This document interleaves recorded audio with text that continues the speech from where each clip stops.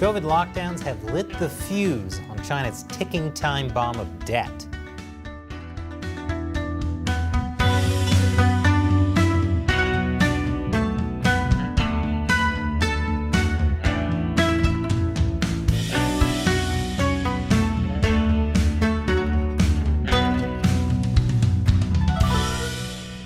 Welcome to China Uncensored. I'm Chris Chappell.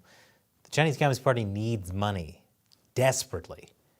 According to the Japanese financial holding company Nomura, China has a nearly $1 trillion funding gap. That means they're not bringing in as much money as they're spending, and that's a huge problem. But first, what's causing it? Simple, the Chinese Communist Party's insane zero COVID policy, where they're locking down entire cities, often for weeks at a time. Locking down workers and businesses wipes out taxable income, not to mention all the money the government is spending on COVID stuff. I'll get into that a little later in the episode. But this is not only affecting those individual cities that are locked down, it's affecting the entire country. Supply chains are complex. A lockdown in Shanghai means products don't get to Shenzhen, and so on. In May, Chinese Premier Li Keqiang admitted things are now worse for the Chinese economy than they were during the height of the pandemic in 2020. To fight that, the Chinese Communist Party plans to do what it always does when it wants to artificially boost falling GDP numbers. Build stuff. It doesn't matter what, just build things. Sometimes really weird things. But hey, anything for GDP. That's why Chinese leader Xi Jinping has announced yet another infrastructure push. While that might help inflate China's GDP numbers on paper, it covers up a much more serious problem. China's local governments are going broke.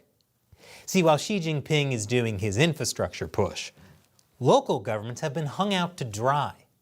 According to Nomura, tax revenue has gone down about $370 billion. Part of that is because government is giving people tax refunds.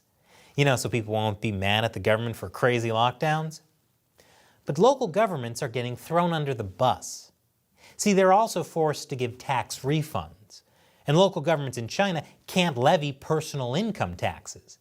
They can levy business taxes, but they only get to keep 40% of that money. The rest goes to the central government.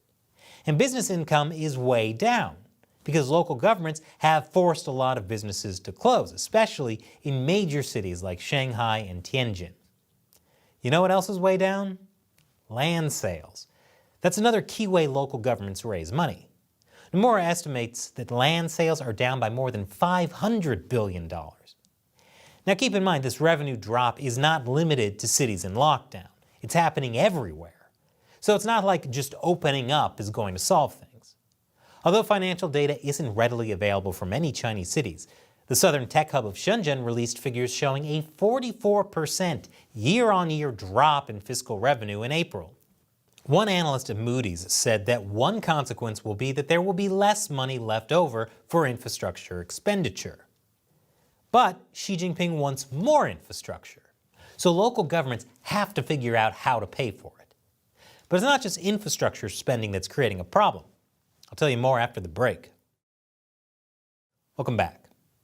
It's not just more infrastructure spending that's causing budget problems for local government. It's also China's growing zero-COVID industrial complex. A lot of companies have been making money off of all of China's mass COVID testing, PPE manufacturing, quarantine camps, and other aspects of China's zero-COVID policy. The problem is, who's paying for all this? In just over a month, China spent $4 billion building 300 quarantine hospitals. But that's nothing compared to what they could be spending on constant mass testing, one of the big things they're rolling out now for zero COVID.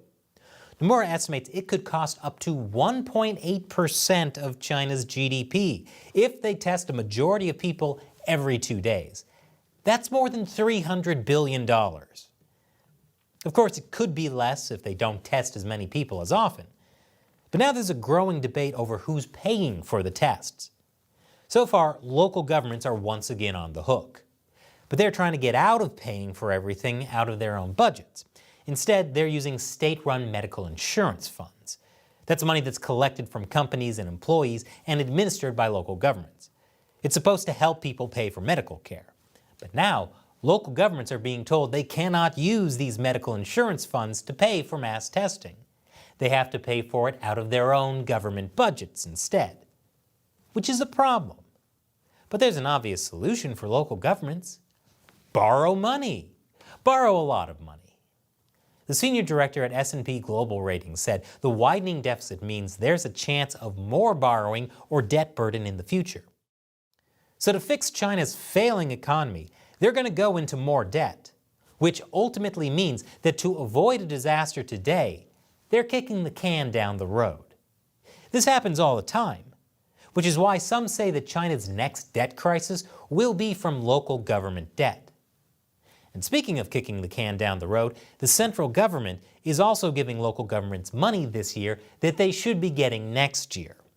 China's Ministry of Finance noted some funding for next year would be transferred ahead of time to help local governments with tax refunds and cuts this year. Right, just borrow from your future self. Surely you can do that forever. And this is the problem with state-planned economies. The central government implements big policies that cause disastrous results on the local level. In this case, zero COVID. It is wrecking the economy. And sooner or later, the can they kick down the road is going to kick them back in the face. I think that's how this metaphor works. And now it's time for me to answer a question from a member of the China Uncensored 50-Cent Army. Today's question comes from Tea Drinker on Locals. Chris, ever got around to playing Shenmue 3? Ooh, now that's a good question. If you don't know the history, Shenmue was a game that came out in 1999 for the Sega Dreamcast. It was the most expensive video game ever made at the time. Real cool setting and characters, but left off on a horrible cliffhanger. Shenmue 3 didn't get made till nearly 20 years later, and it still doesn't wrap up the story.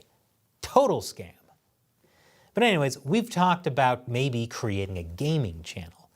Use video games as a background to talk about important current events with the hopes of maybe getting around YouTube's algorithms. So my question to everyone watching, is that a channel you'd like us to start? And if so, what would you like to see us play? Obviously, Shenmue 3. Let me know in the comments below. Thanks for your question and your support, Tea Drinker. And thank you for watching. If you want to support China Uncensored, join our censorship-free social media platform on Locals. That's ChinaUncensored.locals.com. Link is below. Once again, I'm Chris Chappell. See you next time.